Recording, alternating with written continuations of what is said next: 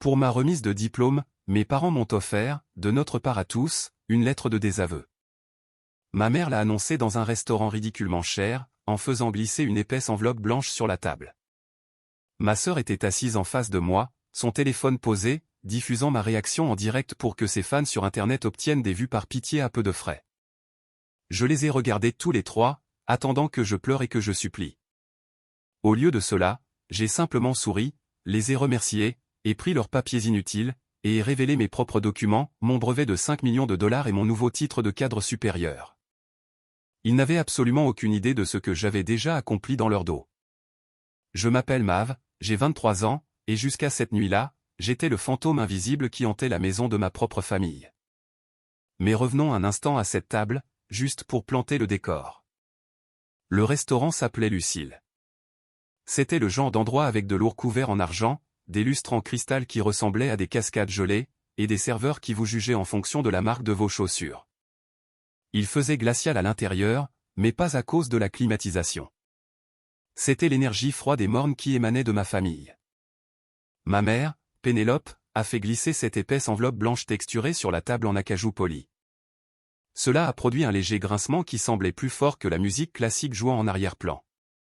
Son visage était un masque de tristesse feinte, le genre d'expression qu'elle réservait aux galas de charité lorsqu'elle sollicitait des dons. « C'est pour que tu comprennes où nous en sommes, Mav, a-t-elle chuchoté. Sa voix était parfaitement lisse, dégoulinante de poison déguisé en amour vache. Je l'ai ouverte. Ce n'était pas une carte de vœux pour la remise de diplôme, ce n'était pas un chèque pour m'aider à commencer ma vie d'adulte. C'était une lettre de désaveu formelle, juridiquement contraignante. Elle était remplie d'un jargon froid et vide, me coupant complètement de leur richesse, de leur nom, et de leur vie. Mais le plus douloureux n'était pas le texte légal. C'était le bas de la page. Mon père, Julian, l'avait signé de sa signature agressive et étalée. Ma mère, Pénélope, l'avait signé juste à côté de lui, et juste en dessous de la leur, de son écriture parfaite et bouclée, se trouvait la signature de ma sœur aînée, Stella. J'ai levé les yeux du papier. Stella avait son téléphone négligemment appuyé contre son verre de vin. Le petit voyant rouge était allumé, elle était en direct. Elle diffusait mon humiliation à ses followers, avides de drame, avides de la voir comme la pauvre sœur épuisée, faisant face à la déception familiale. Ils me regardaient tous. Ils voulaient des larmes, ils voulaient un effondrement public, ils voulaient que je me brise pour qu'ils puissent ramasser les morceaux et se sentir supérieurs. J'ai lu chaque mot sur cette page. Puis, lentement et délibérément, j'ai plié la lettre une fois, les froissé net avec mon pouce, et les replié. Je n'ai pas crié. Je n'ai pas pleuré. J'ai juste croisé leurs regards un par un. Le silence s'était étiré, épais et inconfortable. Ils pensaient vraiment détenir tout le pouvoir. Ils pensaient vraiment mettre fin à mon histoire ici et maintenant. Ils pensaient refermer le livre sur moi, mais ils n'avaient aucune idée qu'ils marchaient aveuglément droit dans le piège que j'avais déjà tendu pour eux. Pour comprendre comment nous en sommes arrivés à cette table, il faut comprendre le cauchemar qu'a été mon enfance. Ma maison n'a jamais été un foyer. C'était un showroom, un musée immaculé en marbre blanc où l'amour n'était pas quelque chose donné inconditionnellement. L'amour était une monnaie très restreinte et il fallait le gagner grâce à des critères que je ne pouvais tout simplement pas satisfaire. Mon père, Julian, était un magnate de l'immobilier commercial. Il valorisait les clients de haut profil, les surfaces massives, et l'ambition impitoyable. Il ne vous parlait que si vous aviez un retour sur investissement. Ma mère, Pénélope, était une reine des relations publiques. Elle organisait des événements mondains et était profondément obsédée par l'illusion de la famille parfaite. Pour elle, l'esthétique était tout. Si ça n'avait pas l'air bien sur une couverture de magazine, ça n'existait pas. Et puis il y avait Stella. Ma sœur était leur chef-d'œuvre. C'était une influenceuse lifestyle avec plus de 500 000 followers sur les réseaux sociaux. Elle était magnifique, superficielle, et savait exactement comment se comporter devant la caméra. Toute sa vie était du contenu sponsorisé. Et puis il y avait moi. Je suis diplômé en sciences végétales. Je passais mes journées couvertes de terreau, travaillant à temps partiel dans une pépinière locale délabrée. Je ne rentrais pas dans leur monde de paillettes. J'étais la boue sur leur tapis blanc, le coussin beige sur leur canapé en soie coûteux. J'étais, selon les propres mots de ma mère, banal. Les conversations du dîner chez nous ne portaient jamais sur la façon dont s'était passée notre journée. C'étaient des évaluations de performance verbale. Julien s'asseyait en bout de table, coupant son steak, et regardait Stella. « Comment se présentent les contrats de sponsoring cette semaine, Stella ?» demandait-il. Stella secouait ses cheveux parfaits et disait « Oh, incroyable. Je viens de signer un contrat de marque de 50 000 $ avec une ligne de soins de luxe. » Julien hochait la tête, un sourire rare sur son visage. « Excellent. Nous ne visons que le sommet. » Puis la pièce devenait silencieuse. Ses yeux se déplaçaient lentement vers moi. La déception était si épaisse qu'on pouvait s'y étouffer. « Mav, soupirait-il, toujours en train de jouer dans la terre ? » « Oui, papa, disais-je doucement. Mon projet de recherche agricole se passe bien. » Il agitait la main avec dédain avant même que je finisse ma phrase. « Ce n'est pas une carrière, Mav, c'est un passe-temps de paysan. » Il ne s'inquiétait jamais de mes notes, qui étaient impeccables. Il ne se souciait jamais des livres que je lisais ou des formules botaniques complexes que je construisais dans ma tête. Ces choses étaient invisibles. Elles ne venaient pas avec un trophée qu'il pouvait polir. En fait, je me souviens très bien d'un mardi soir particulier. J'avais imprimé mon mémoire de recherche de mi-parcours de 80 pages. J'en étais si fier. Je l'avais laissé sur l'îlot de la cuisine pour prendre un verre d'eau. Quand je me suis retourné, Julien était en train de jeter physiquement ma thèse dans la poubelle de recyclage. « Papa, qu'est-ce que tu fais ? » « C'est mon projet, ai-je crié. Il n'a même pas eu l'air désolé. Il a juste continué à essuyer le comptoir avec un chiffon. Ça encombrait l'îlot, Mav. Le photographe vient demain pour la nouvelle campagne d'ustensiles de cuisine de Stella. Garde tes ordures dans ta chambre. Il s'est ensuite dirigé vers la cheminée et a passé 10 minutes à polir soigneusement le faux trophée en plastique d'influenceuse de l'année de Stella. C'était ma réalité. J'étais l'enfant invisible. J'ai appris à me déplacer dans ma propre maison sans faire grincer les planchers. J'ai choisi d'être invisible parce que ça faisait moins mal que d'être moqué. Mais dans le sous-sol sombre et humide de la pépinière où je travaillais, mes racines s'enfonçaient tranquillement, très, très profondément. Être le bouc émissaire d'une famille narcissique signifie que vous traînez un musée mental de souvenirs douloureux. Parfois, tard dans la nuit, ces souvenirs tournent en boucle, vous rappelant pourquoi vous ne pouvez jamais leur faire confiance. L'exposition à de mon musée de la douleur s'est produite quand j'avais 16 ans. Un orage massif a frappé la ville juste après l'école. J'ai appelé ma mère, la suppliant de venir me chercher parce que les bus avaient cessé de circuler et que je gelais sous la pluie battante. Elle a répondu au téléphone d'un ton agacé. « Je ne peux pas maintenant, Mav. L'équipe d'éclairage est là pour le shooting de mode d'automne de Stella, et la lumière naturelle diminue. Attends ou marche. » Elle m'a raccroché au nez. J'ai attendu sur ce trottoir, trempé jusqu'aux os, frissonnant pendant 3 heures, jusqu'à ce qu'un professeur me ramène enfin à la maison. Quand je suis entrée, trempée et tremblante, Pénélope m'a juste crié dessus pour avoir traîné de la boue sur les planchers en bois dur. Pas une seule question pour savoir si j'allais bien. L'exposition B était mon 18e anniversaire. 18 ans, c'est important, non? Eh bien, pour les 18 ans de Stella, Julien l'a surprise avec une toute nouvelle BMW blanche garée dans l'allée avec un énorme nœud rouge dessus. Ils ont organisé une fête avec traiteur pour ses amis. Quand mon 18e anniversaire est arrivé, il n'y a eu ni fête, ni voiture. Au dîner, Julien a négligemment jeté une petite carte en plastique sur la table. C'était une carte cadeau de 50 $ pour l'épicerie. « Joyeux anniversaire, Mav » a-t-il marmonné, sans lever les yeux de son téléphone. J'ai regardé la carte en plastique bon marché, puis par la fenêtre, la voiture de luxe de Stella. « Une carte cadeau de 50 $, ai-je demandé, ma voix légèrement brisée. Julien a ricané. « Écoute, sois réaliste. Tu travailles dans un magasin de plantes sales. Les travailleurs agricoles n'ont pas besoin de sièges en cuir de luxe. Ce serait un gaspillage d'investissement. » Mais l'exposition a été celle qui m'a finalement brisé. Pendant ma 3e année d'université, j'ai travaillé sur un projet indépendant de résistance à la sécheresse. J'ai postulé pour une bourse nationale d'écologie très compétitive. Parmi des milliers de candidats, j'ai gagné.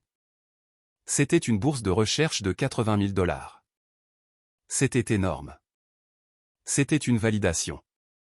J'ai couru à la maison, le cœur battant d'excitation, tenant la lettre officielle. Je suis entré dans le salon où Pénélope faisait défiler son iPad. Maman, j'ai gagné. J'ai obtenu la bourse nationale d'écologie. C'est 80 000 $. Je suis entièrement financé. Elle a levé les yeux, son expression complètement vide. Elle n'a pas souri. Elle a regardé la lettre comme si c'était une serviette sale.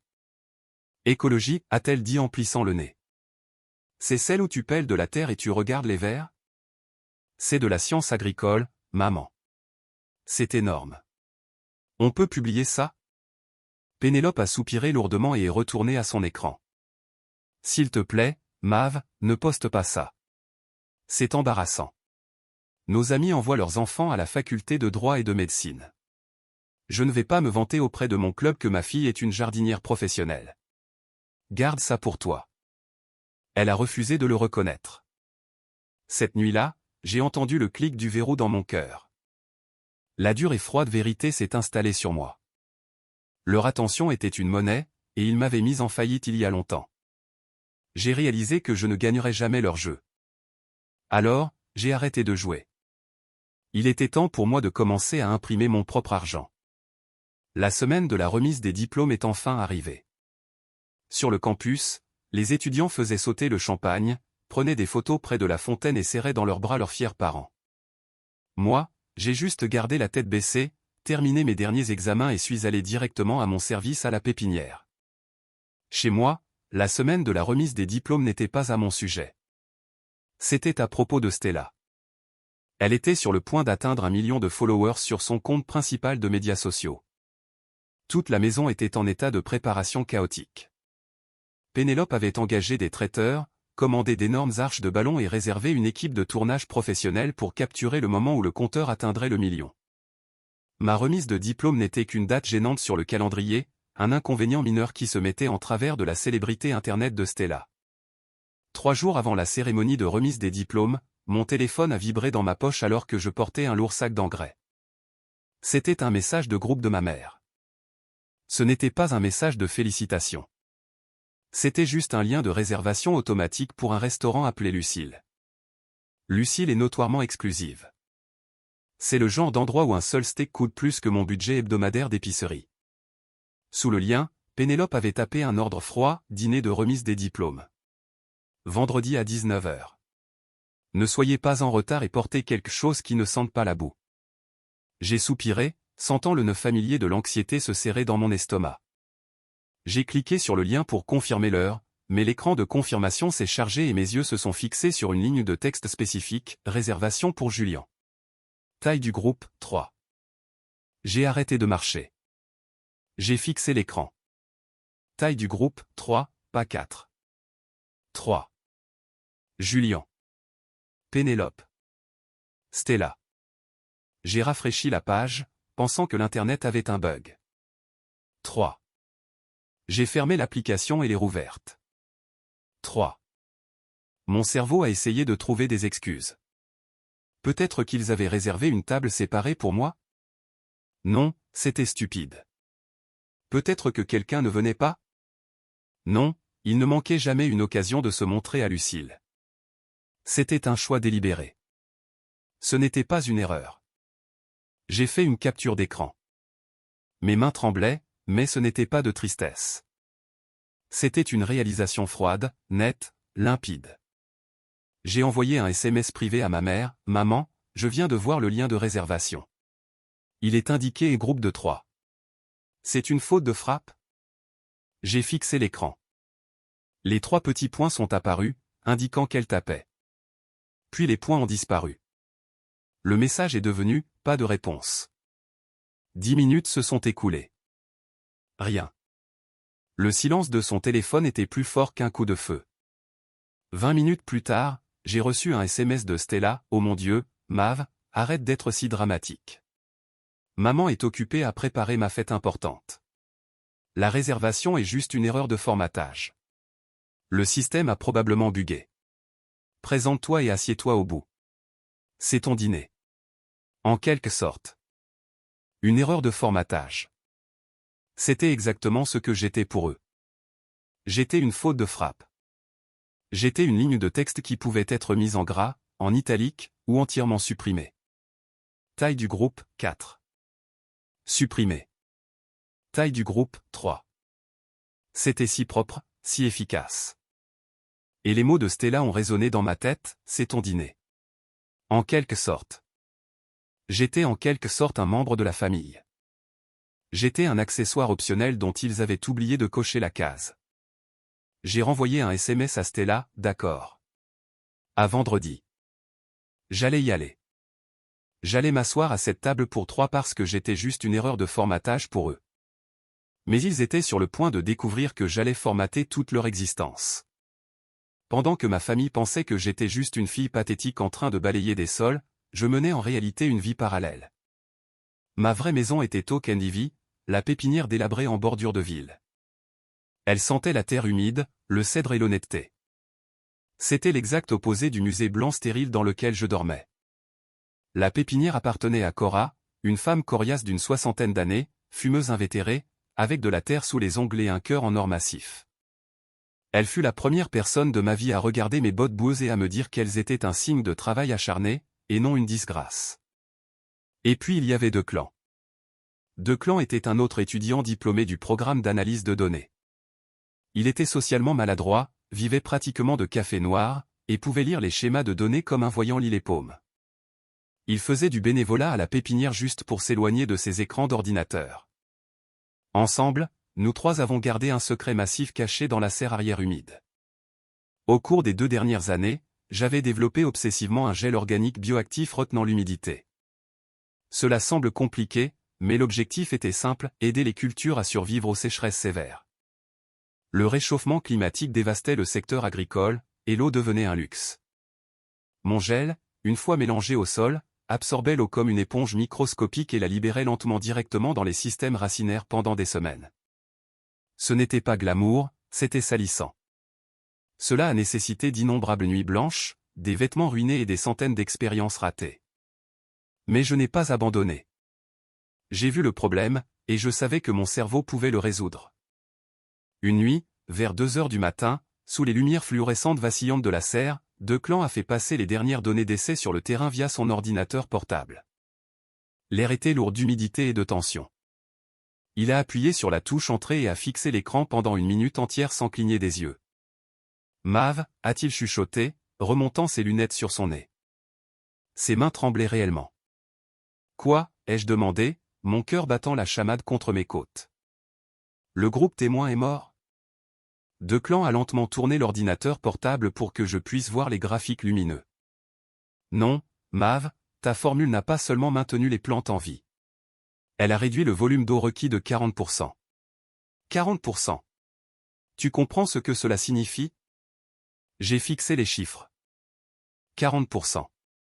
Dans l'industrie agricole commerciale, une économie de 5% était considérée comme une victoire massive. 40% n'était pas seulement une amélioration, c'était une révolution totale. Cora, qui était appuyée contre un sac de terreau, a sifflé doucement. Eh bien, gamine, a-t-elle souri, les yeux plissés. On dirait que tu viens de frapper de leur verre. Nous avons breveté la formule sous une minuscule LLC que nous avons créée. Nous l'avons appelée Rootflow. Ma famille me voyait rentrer tard, sentant le compost, et ils levaient les yeux au ciel avec dégoût. Ils jetaient mes vêtements à la poubelle parce qu'ils sentaient mauvais. Ils se moquaient de moi pour être un échec. Ils voyaient la terre sur mes mains et m'appelaient une paysanne. Ils n'avaient absolument aucune idée que la boue qu'ils méprisaient en contenait le remède à une crise de plusieurs milliards de dollars. Ils pensaient que j'étais une blague. Mais la chute arrivait, et elle allait les frapper comme un train de marchandises. Munis des données parfaites de Declan, nous avons réussi à obtenir un minuscule stand d'apparence pathétique au Salon national de la Griche. C'était un immense centre de congrès rempli de grands stands flashy de multinationales exhibant des tracteurs rutilants et des simulateurs agricoles en réalité virtuelle. Et puis il y avait nous, une table pliante, quelques plantes en pot, et l'ordinateur portable de Declan diffusant en boucle nos tableaux de données. Pendant les 4 premières heures, les gens nous passaient devant. Ils étaient attirés par les lumières clignotantes et les produits gratuits. J'ai commencé à sentir cette vieille panique familière me gagner, le sentiment d'être invisible, le sentiment que Julien et Pénélope avaient raison à mon sujet. Mais ensuite, un homme s'est arrêté. Il ne portait pas de costume voyant. Il portait une chemise boutonnée bleu marine simple et ajustée et un jean. Il avait des yeux vifs et calculateurs. Il s'est tenu devant notre table, ignorant les plantes, et a fixé directement l'écran de données de Declan. Il a regardé la boucle 3 fois en silence total. Qui a écrit les bases chimiques de ce polymère, a-t-il demandé. Sa voix était calme mais portait un poids immense. Je me suis avancé, essuyant mes mains moites sur mon jean. C'est moi, monsieur. Il m'a finalement regardé, expliqué la décomposition moléculaire pendant un cycle de 60 jours de sécheresse. Alors, je l'ai fait. J'ai oublié d'être invisible. J'ai oublié ma famille. J'ai juste parlé de science. J'ai parlé pendant 15 minutes entières. J'ai expliqué les interactions microbiennes, le coût de production et l'évolutivité. Il n'a pas souri. Il n'a pas interrompu. Quand j'ai eu fini, il a sorti de sa poche une lourde carte de visite noire mat. Harrison Thorne, PDG du conglomérat EcoAgri. Mon estomac s'est noué. EcoAgri était l'une des plus grandes entreprises agricoles durables de la planète. Mon bureau, lundi matin à 8 heures précises, a dit Harrison. Apportez vos données. Apportez votre avocat. Et ne signez rien avec personne d'autre. Puis il est simplement parti. Cette réunion du conseil d'administration du lundi a changé ma vie pour toujours. Harrison ne jouait pas. Il était assis en face de Declan, de mon avocat et de moi-même, et il a fait glisser un épais dossier vers nous. Votre gel est la technologie agricole la plus disruptive que j'ai vue en une décennie, a dit Harrison simplement. Nous ne sommes pas intéressés par l'obtention d'une licence. Nous voulons acheter le brevet pur et simple. J'ai ouvert le dossier. Le chiffre imprimé sur la première page m'a fait brutalement perdre le souffle, 5 500 000 $. 5 500 000 $ en espèces pures. Il y a une condition, a ajouté Harrison, se penchant en avant. La formule est inutile sans le cerveau qui l'a construite. Nous achetons le brevet, mais nous vous embauchons également. L'offre est conditionnée à ce que vous, Mav, deveniez notre nouvelle directrice de la recherche et du développement. J'ai fixé le chiffre de 5 500 000. J'ai regardé le titre, directrice. J'ai pensé à mon père jetant ma thèse à la poubelle. J'ai pensé à la carte cadeau de 50 $. J'ai pensé à la réservation pour 3. Nous acceptons, ai-je dit, ma voix calme. Pendant que nous finalisions les papiers, Harrison s'est frotté les tempes et a grogné. Maintenant, si seulement je pouvais trouver un emplacement décent pour votre nouveau laboratoire de R&D. Je cherche un bail commercial massif dans le secteur 9, mais les courtiers immobiliers locaux sont tous d'insupportables requins arrogants. Je me suis figé. Le secteur 9. C'était le territoire privilégié de Julien. Mon père essayait désespérément de faire d'EcoAgri un locataire depuis des mois. C'était sa baleine blanche. Harrison m'a regardé.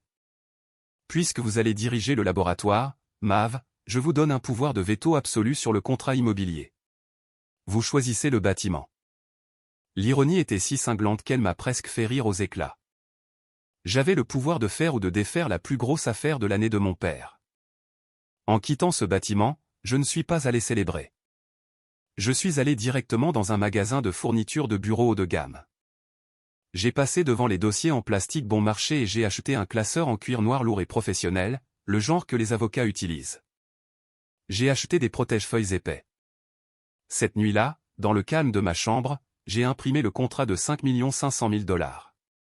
J'ai imprimé le communiqué de presse avec mon nouveau titre de directrice. J'ai imprimé la confirmation du compte séquestre bancaire. J'ai placé chaque morceau de papier dans le classeur noir. Du papier. Ils ont toujours voulu du papier pour prouver ma valeur. Eh bien, j'avais enfin les papiers. Le piège était tendu. Les mâchoires étaient ouvertes. Et ma famille était sur le point d'y marcher droit dedans. Merci d'avoir regardé. N'oubliez pas de cliquer sur le bouton j'aime, de vous abonner à la chaîne et de laisser un commentaire avec le nom de la ville où vous vivez. Chaque commentaire aide cette vidéo à toucher plus de spectateurs. Merci beaucoup. Vendredi soir est enfin arrivé. La nuit de mon dîner de remise des diplômes, en quelque sorte. J'ai décidé d'arriver exactement 5 minutes en retard. Je voulais qu'ils soient assis. Je voulais qu'ils attendent. La maison Lucille était exactement aussi étouffante que je m'y attendais. L'air à l'intérieur sentait les truffes blanches, la cire de citron pour les sols et la vieille argent. C'était si silencieux qu'on pouvait entendre le tintement des verres en cristal de l'autre bout de la salle à manger. Quand j'ai poussé les lourdes portes vitrées, le maître d'hôtel m'a regardé de haut en bas. Son visage s'est tendu en un bref froncement de sourcils désapprobateur. Je portais une simple robe noire propre et des chaussures plates ordinaires. Je n'avais pas l'air d'appartenir à son restaurant. « Bonsoir » a-t-il chuchoté avec hauteur. « Je suis ici pour la réservation de Julian » ai-je dit. Il a tapoté son écran lumineux. « Ah, oui. Le groupe de 3. Ils sont déjà installés dans l'alcôve privée. »« Je sais » ai-je répondu calmement. « Je suis la 4e. » Son froncement de sourcils s'est accentué. Il était clairement déconcerté. Ce restaurant ne gérait pas bien les changements inattendus. Il m'a demandé d'attendre et a glissé vers leur table. J'ai observé depuis l'arche. Je l'ai vu se pencher et chuchoter à mon père. Julian a levé les yeux, son visage se tordant instantanément d'une profonde irritation.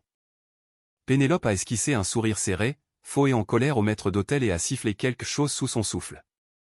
Une minute plus tard, un commis de salle portait frénétiquement une 4e chaise à travers la salle à manger. Elle était d'un style différent des 3 autres, clairement tirée d'une autre section du restaurant. Elle était légèrement plus basse avec un tissu différent. C'était la manifestation physique de l'erreur de formatage. J'étais la chaise supplémentaire, la dernière pensée, l'invité indésirable gâchant leur esthétique parfaite. Je me suis avancé et me suis assise dans ma chaise dépareillée. « Tu es en retard, Mav » a dit Pénélope. Son sourire était une ligne dure et plate. Elle m'a regardé de haut en bas. « Eh bien, au moins ta robe est propre. » C'était son plus grand compliment pour moi, propre. « Bonjour, mère. »« Père, Stella » ai-je dit calmement. Julian a à peine hoché la tête, déjà les yeux rivés sur l'application boursière de son téléphone. Stella m'a fait un grand sourire aveuglément faux. « Salut, Mav. Tellement contente que tu aies décidé de venir. » J'ai immédiatement remarqué son téléphone. Il était parfaitement calé contre le coûteux centre de table floral. L'objectif de la caméra était dirigé directement vers mon visage. L'écran était tourné loin de moi, mais je pouvais voir le faible reflet rouge sur le verre de vin à côté. Elle était en direct. Elle diffusait ce dîner de famille privé à ses centaines de milliers de followers. Nous étions assis dans un silence suffocant pendant qu'un serveur versait de l'eau pétillante dans nos verres. Alors, a dit Julian, sans prendre la peine de lever les yeux de son écran. Tu as officiellement fini l'école. Bien. Maintenant tu peux enfin trouver comment être utile. Oui, ai-je dit doucement. J'ai fini. Stella s'est penchée en avant, s'assurant que son visage était parfaitement incliné pour la caméra. Je suis tellement débordé en ce moment. 2 grandes marques de lifestyle viennent de me proposer des postes de directrice artistique pour leur campagne d'été. C'est beaucoup de pression de porter le nom de famille, tu sais. C'est merveilleux, Stella, ai-je dit. J'étais assise à une table qui n'était pas faite pour moi, écoutant une conversation dont j'étais entièrement exclu. J'étais le bouc émissaire de la famille, l'échec invisible. J'ai bu une lente gorgée de mon eau. Je savais que ce n'était pas une célébration. C'était une exécution. Il pensait que je marchais aveuglément vers la guillotine. Il n'avait absolument aucune idée que c'était moi qui tenais la hache. Les amuse-bouches sont arrivés. C'étaient de minuscules portions ridicules de caviar qui avaient le goût d'eau de mer froide. Personne ne mangeait vraiment. La tension à table était si épaisse qu'on aurait pu la couper avec un couteau à steak. Pénélope a posé sa fourchette en argent. Elle a regardé Julian de l'autre côté de la table. Il lui a donné un seul hochement de tête sec. Il était temps. L'événement principal commençait. Mav, a commencé ma mère. Sa voix a soudainement changé. Elle est devenue excessivement douce, dégoulinante d'une tristesse théâtrale et forcée. C'était sa voix de caméra. Elle savait que l'audience de Stella écoutait. Ton père et moi, et ta sœur, nous avons beaucoup réfléchi ces derniers temps. Nous sommes très inquiets pour toi. J'ai gardé mon visage parfaitement immobile. Inquiet de quoi? Ce manque total d'ambition. Julian a coupé, laissant tomber son téléphone sur la table.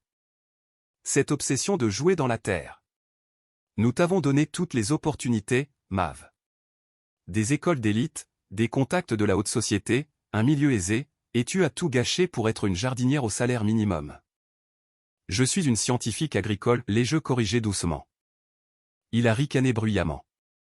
C'est une honte. Quand mes collègues au club me demandent ce que fait ma plus jeune fille, je dois mentir pour sauver la face. Nous pensons que nous encourageons ta paresse en te gardant dans notre filet de sécurité, a ajouté Pénélope, plaçant sa main sur son cœur de manière dramatique. Parfois, le véritable amour exige des limites strictes. Nous devons couper le cordon pour que tu puisses enfin apprendre à voler. Comme sur commande, le maître d'hôtel s'est approché de notre table. Il portait un plateau en argent. Sur le plateau, reposait une seule épaisse enveloppe blanche texturée. Il s'est arrêté à côté de Julien.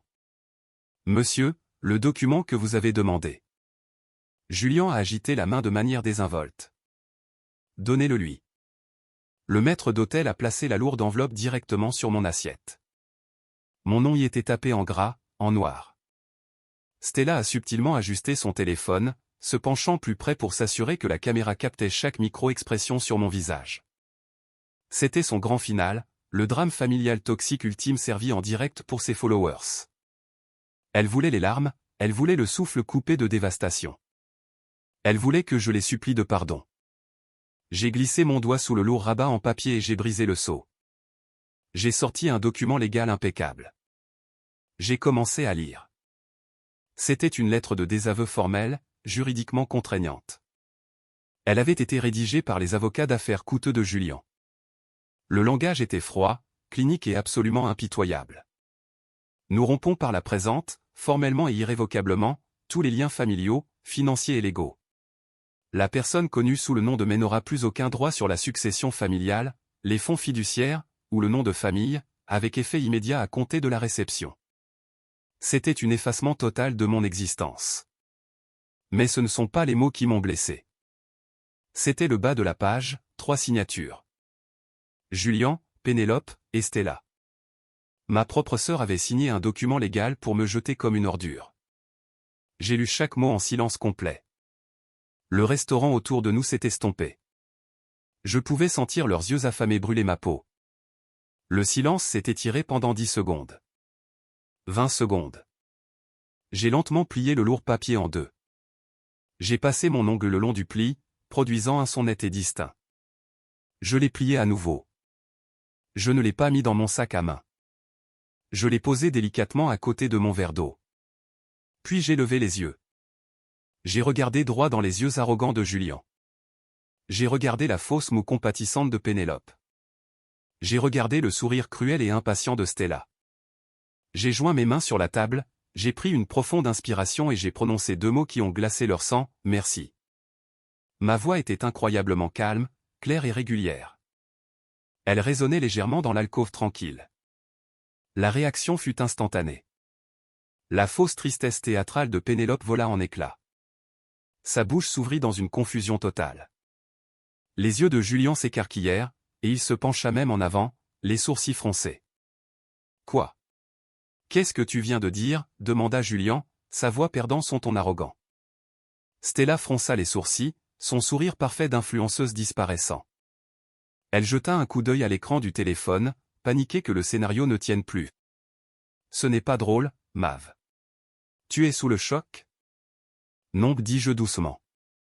Je ne suis pas du tout sous le choc. J'ai dit merci. Vous m'avez enfin donné quelque chose dont j'avais besoin depuis très longtemps, la liberté totale.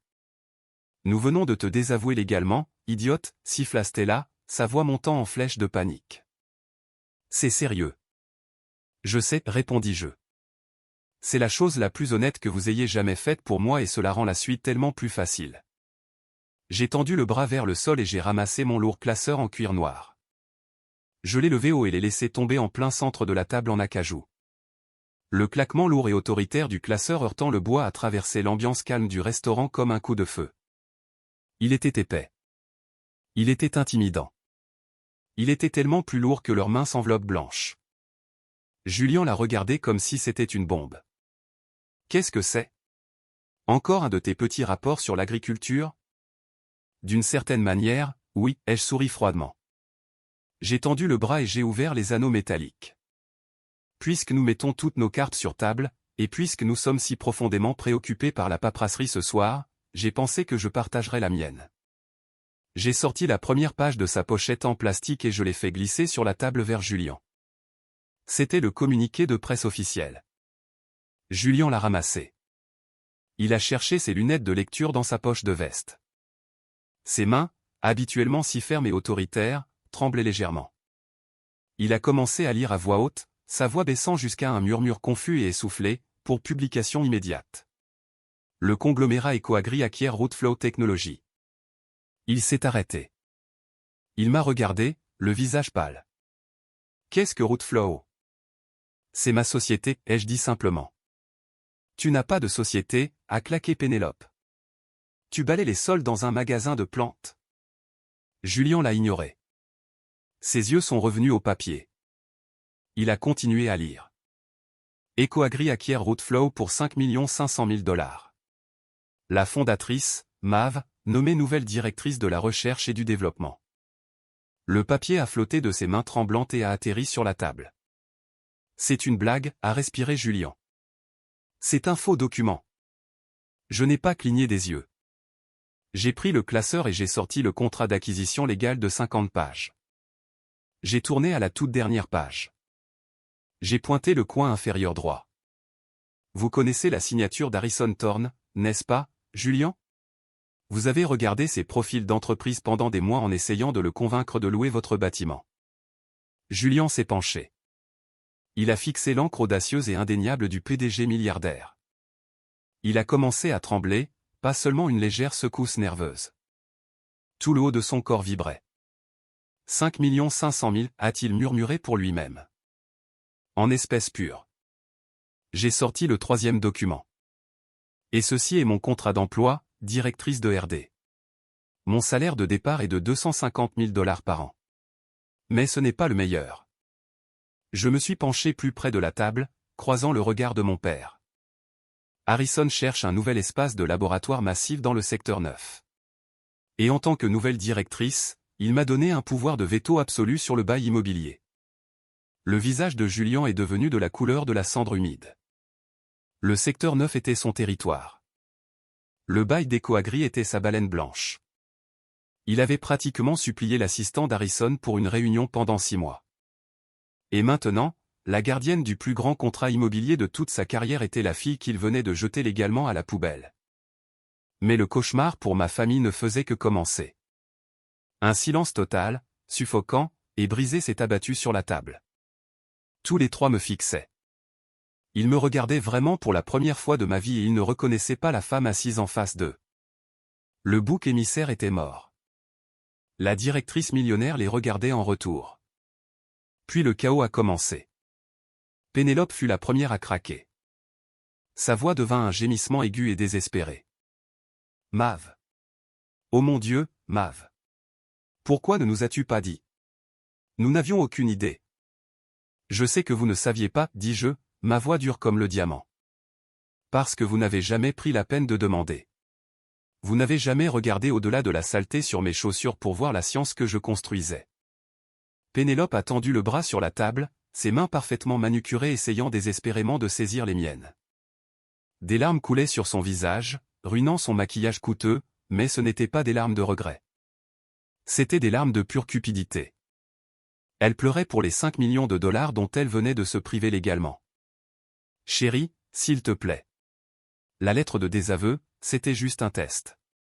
C'était de l'amour vache pour te motiver. Nous allons la déchirer tout de suite. Nous sommes une famille. J'ai brusquement retiré ma main. Ne me touchez pas, l'ai-je averti. Soudain, un étrange bourdonnement rapide nous a interrompus. C'était le téléphone de Stella.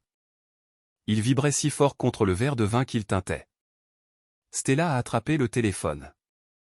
Elle a regardé l'écran et la dernière goutte de couleur a fui de son visage.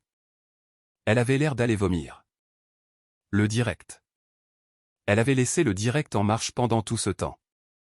Ces centaines de milliers de followers n'avaient pas seulement regardé sa famille tenter de l'humilier cruellement, elle avait regardé sa sœur laisser tomber une bombe de plusieurs millions de $ sur leur tête.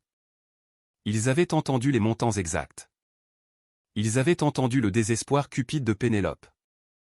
La section des commentaires de Stella défilait si vite que c'était un flou. Mais les mots étaient limpides, annuler Stella. Quelle famille dégoûtante et abusive. Elle vient d'essayer de désavouer une millionnaire. Le karma est réel.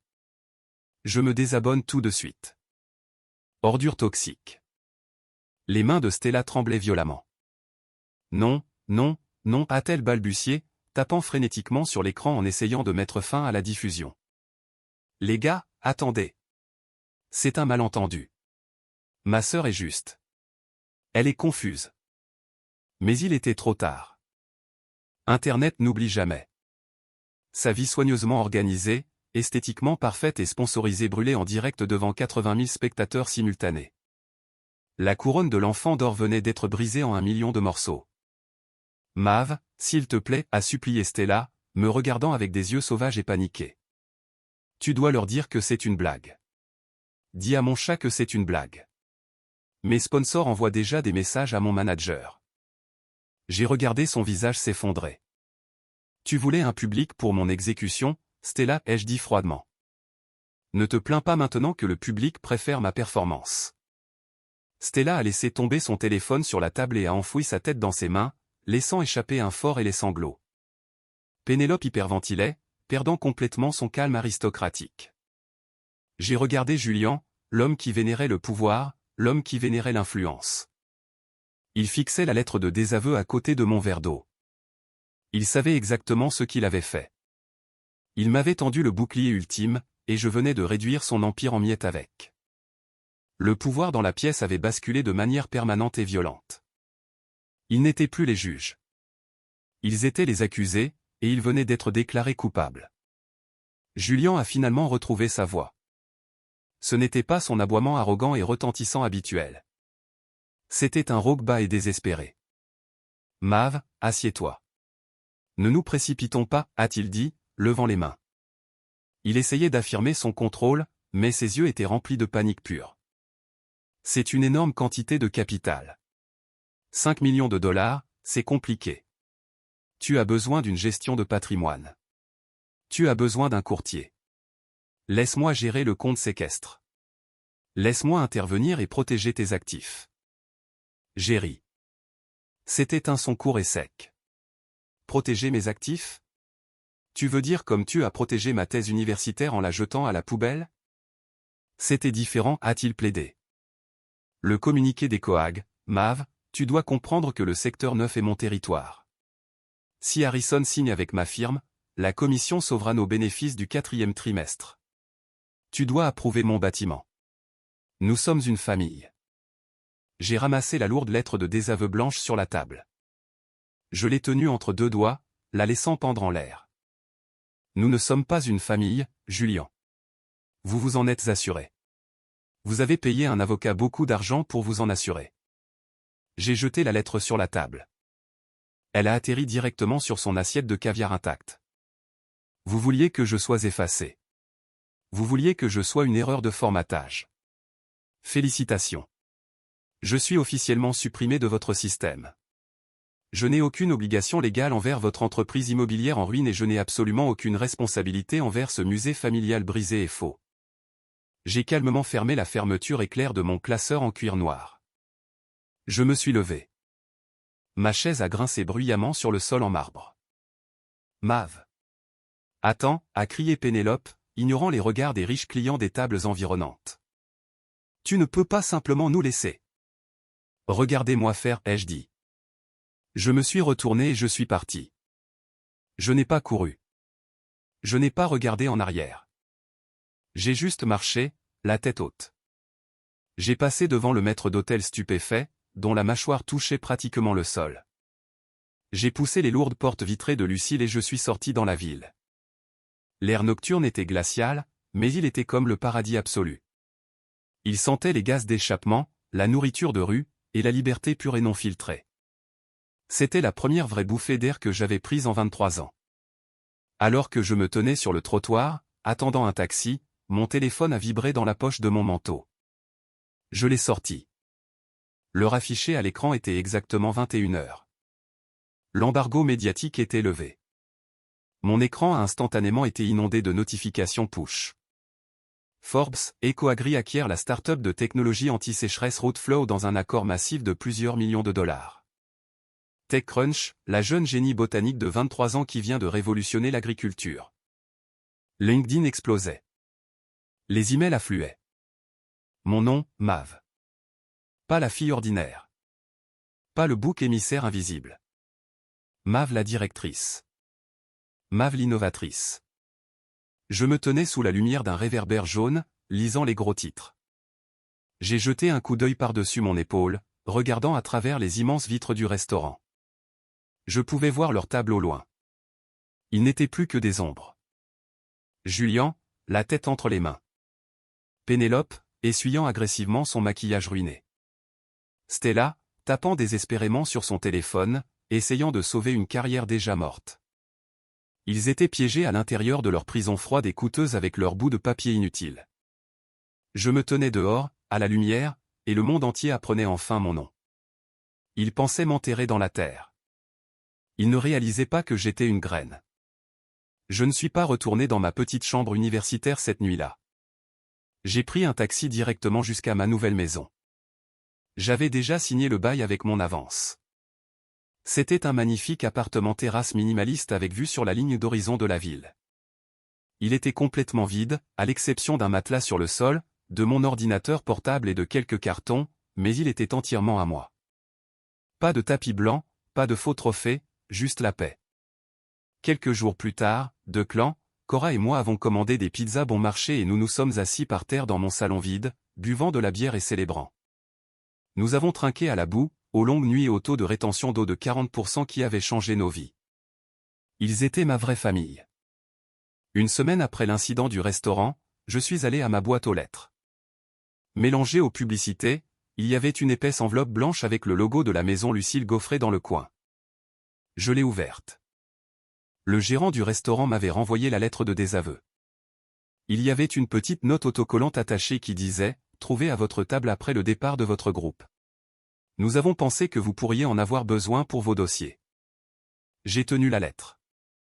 Mon premier instinct était de la passer à la déchiqueteuse ou de la brûler. Elle me semblait toxique, mais en la regardant, j'ai réalisé que ce n'était plus une arme. C'était un reçu. C'était le reçu du prix que j'avais payé pour acheter ma liberté. Je me suis dirigé vers le mur où j'avais temporairement accroché mon diplôme universitaire. J'ai décroché le cadre, ouvert le dos et placé soigneusement la lettre de désaveu juste derrière le diplôme. J'ai refermé le cadre et l'ai raccroché au mur. La lettre était cachée du monde, mais je savais qu'elle était là. Le fondement ultime de mon succès. Mon téléphone, bien sûr, n'avait pas cessé de sonner pendant 7 jours. Stella a envoyé des messages vocaux en sanglotant, me suppliant de faire une interview conjointe pour prouver que nous étions une famille heureuse, car elle venait de perdre 3 parrainages majeurs. Pénélope a envoyé d'innombrables messages promettant de m'acheter tous les vêtements que je voulais si seulement je rentrais à la maison pour une séance photo. Et Julian. Julian m'a laissé un message vocal. Il n'a pas dit qu'il m'aimait. Il n'a pas dit qu'il était désolé de m'avoir maltraité toute ma vie. Il a dit, Mav, EcoAgri vient de rejeter formellement ma proposition immobilière pour le secteur 9. Je suis confronté à une crise de liquidité massive. J'ai besoin que tu appelles Harrison et que tu arranges ça. Tu dois ça à ton père. J'ai écouté le message vocal en buvant une tasse de café. J'ai regardé par l'immense fenêtre le soleil se levant sur la ville. Je ne ressentais absolument rien pour eux. Ni colère, ni chagrin, juste un silence écrasant et magnifique. J'ai bloqué leurs 3 numéros. J'ai supprimé leurs fichiers de contact. Je les ai officiellement formatés hors de ma vie. J'ai pris une gorgée de mon café, sentant la chaleur se répandre dans ma poitrine. La paix n'est pas quelque chose qu'une famille toxique peut vous donner, et ce n'est pas quelque chose pour lequel ils peuvent s'excuser. La paix est quelque chose que vous devez construire vous-même, à partir de la terre. Alors, j'ai une question pour vous tous qui regardez. La firme de mon père est actuellement au bord de la faillite parce que j'ai dit à Harrison Thorne de louer un bâtiment dans une ville complètement différente, tuant ainsi le seul moyen de survie de mon père. Ma famille me traite de monstre pour avoir détruit son entreprise. Pensez-vous que j'aurais dû faire preuve de pitié et approuver son accord immobilier? Ou laisser son empire brûler était-il la vengeance finale parfaite? Faites-moi part de vos réflexions dans les commentaires ci-dessous. Merci d'être resté avec moi tout au long de mon histoire. Si vous avez apprécié cette fin, n'oubliez pas de cliquer sur j'aime et de vous abonner à la chaîne pour voir d'autres histoires intenses de drame familial.